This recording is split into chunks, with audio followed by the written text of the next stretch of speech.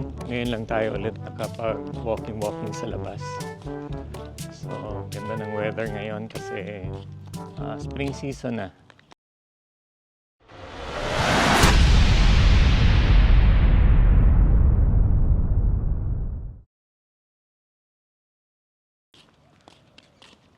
So, ito yung for me perfect weather. So, yung spring. Although, pag hapon, natirik pa yung araw, medyo nakakasunog ng balat yung sikat ng araw. So, kaya maganda walking pag yung malapit na mag-sunset. Yan. Yun ang disadvantage naman kasi ng araw dito sa Australia. Hindi siya humid weather. Hindi ka, unlike sa Philippines na papawisan ka talaga. Pero, ang ang sikat ng araw, masyadong harsh. So, nakaka-burn talaga ng skin.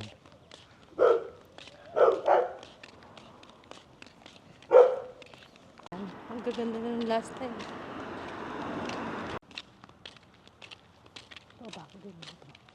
Minsan pinagtatawanan tayo ni My Loves kung bakit daw ba ako vlog ng vlog.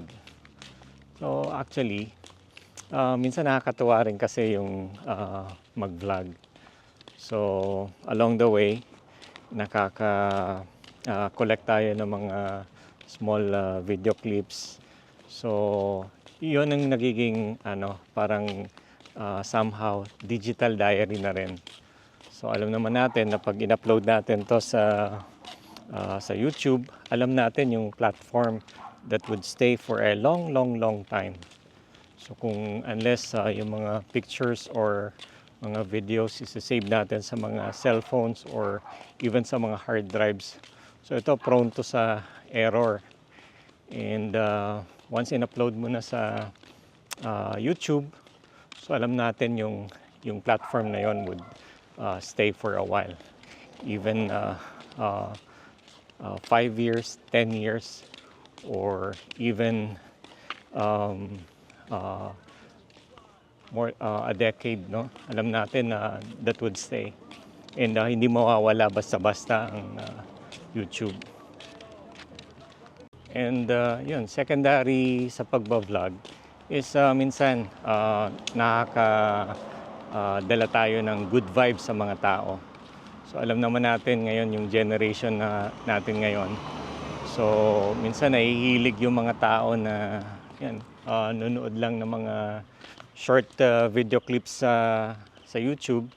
And yun, somehow, hindi ko lang alam, no?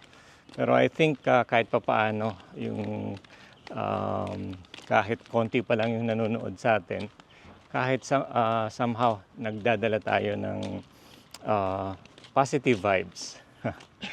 And sometimes may mga nagtatanong din sa atin sa mga comments, no? So although hindi tayo makakapag-advise talaga especially kung mga related sa visa, but there are times na may nagko-comment sa atin sa mga videos, and as much as I can, kung alam naman natin yung sagot or kaya nating sagutin, somehow I make it a point na sagutin yung mga comments sa mga nagko-comment sa mga videos natin. So in that small things, so somehow I would say na nakakatulong tayo. Ayan, weekend na naman. Kaya lang wala tayong ganap ngayong weekend kasi on-call ako sa work.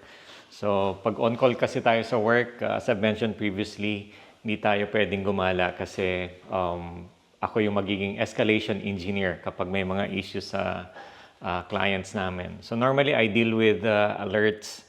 So yung mga high priority alerts like let's say high CPU utilization, lack of disk space or down yung server. So may mga first level engineers na humahawak nun, and kung hindi nila kayang gawin, ini-escalate nila sa escalation engineer or yung on-call support, which is ako for the entire week. So anyway, it's been a quiet week so far. Hopefully magtuloy-tuloy kasi ayaw natin ng extra na iniisip pa, no? Although, ano siya, overtime pay, pero mas gusto ko yung quiet na lang para relax-relax na lang. So, kaya ngayon, yan, wala kaming plan for this weekend. Bawi na lang next week. And yan, si My Labs, nagluluto lang. Busy-busy sa work. Ano ba niluto ni My Labs? Scrambled egg. So, yan, ito yung luto ni My Labs.